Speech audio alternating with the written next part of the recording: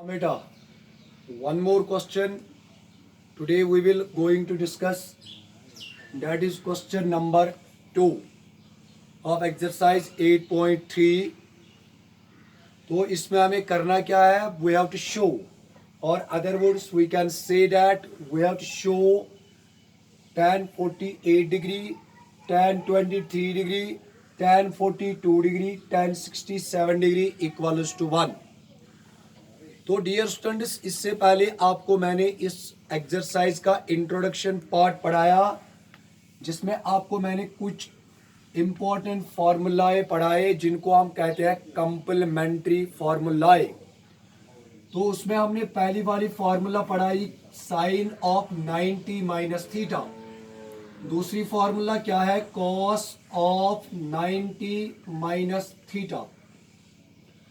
और dear students, तीसरी वाली फार्मूला क्या है? tan of 90 minus theta. चौथी वाली फार्मूला क्या है? cot of 90 minus theta. और ये जो पांचवी फार्मूला है dear students, that is sec of 90 minus theta. और लास्ट वाली फार्मूला क्या है? That is cosec of 90 minus theta. तो डियर स्टूडेंट्स, आपको मैंने बताया कि इन फार्मूलाए को हम कहते हैं कंप्लीमेंट्री फार्मूलाए। तो मैंने आपको बताया कि ये जो साइन ऑफ 90 माइनस थीटा है that is equal to cos theta, और ये जो कॉस ऑफ 90 माइनस थीटा है that is equal to sine theta, और ये जो tan ऑफ 90 माइनस थीटा है that is equal to cot theta, और cot of 90 minus theta that is equal to dear students tan theta, और ये जो sec of 90 minus theta है this is equal to cosec theta, and ये जो last formula है that is cosec of 90 minus theta which is equal to sec theta. तो मैंने आपको बताया इन फॉर्मूलाए को हम कहते हैं कंप्लीमेंट्री फॉर्मूलाए।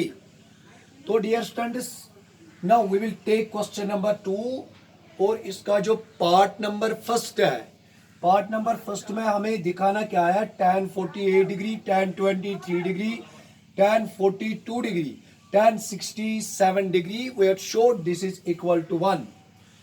तो कैसे प्रूव करेंगे? First of all we will take its LHS।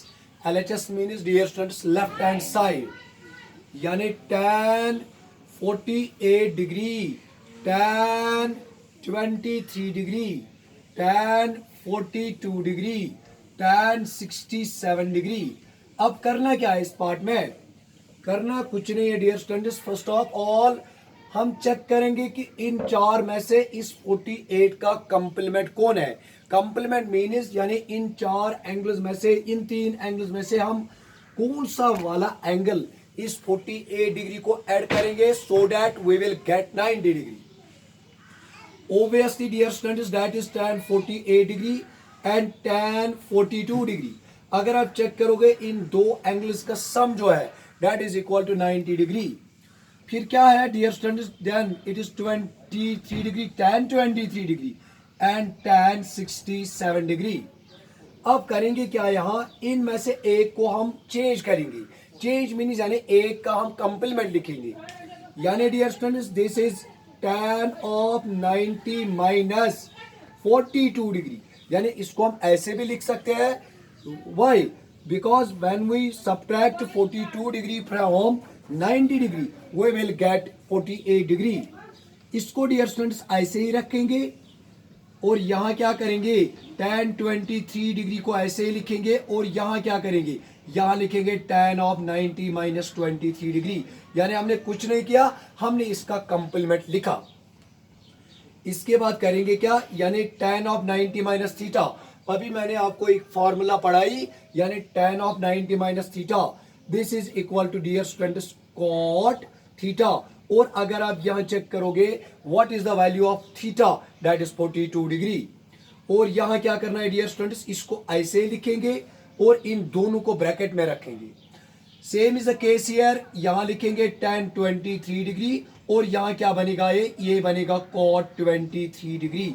But dear students यहाँ आपको रीजन डालना है। रीजन क्या लिखना है? यानी tan of 90 minus theta is equal to cot theta. इन दोनों को भी डियर स्टूडेंट्स ब्रैकेट में रखेंगे।